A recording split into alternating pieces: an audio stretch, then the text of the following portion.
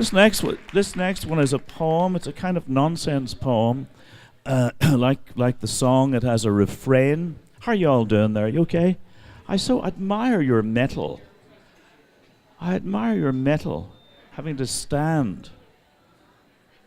I really appreciate it. In so many cases, having to stand.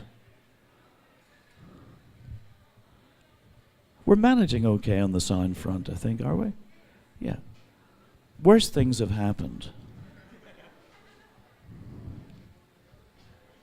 Much worse things.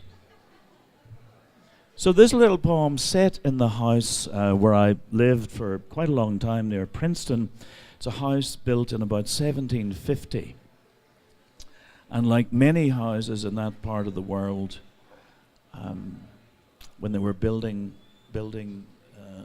there, they incorporated into the plaster with which they skimmed the walls, the interior walls, quite a substantial amount of horsehair to bind the plaster. So that's one of the ideas that's lurking about not too far from the surface, maybe even on the surface.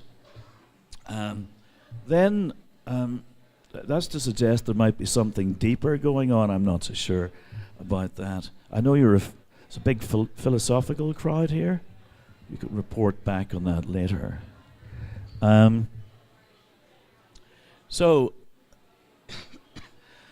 in the 1830s, a bunch of Irish men came down the road digging the Delaware and Raritan Canal, and many of them dying in the course of digging it. Some of them dying from cholera, some just from the severity of the work. So when I lived there, it was almost as if I could hear their voices. They were speaking in Irish, not too far beyond the house. So they come into this too, as does an instance of famine from contemporary Africa. I think that's about as much as I'll say. We'll have a go. The loaf. When I put my finger to the hole they've cut for a dimmer switch in a wall of plaster stiffened with horsehair, it seems I've scratched a 200-year-old itch with a pink and a pink and a pinky pick. When I put my ear to the hole, I'm suddenly aware of spades and shovels turning up the gain, all the way from Raritan to the Delaware, with a clink and a clink and a clinky click.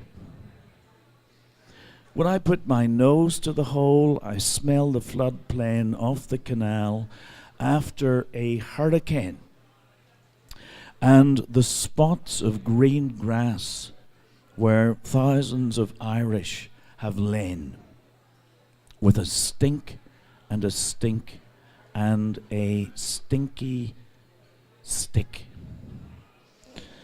When I put my eye to the hole, I see one holding horse dung to the rain, in the hope, indeed, of washing out a few whole ears of grain, with a wink and a wink and a winky wick. And when I do at last succeed in putting my mouth to the horsehair fringed niche, I can taste the small loaf of bread he baked from that whole seed, with a link and a link and a linky lick. Thank you so much. Thank you.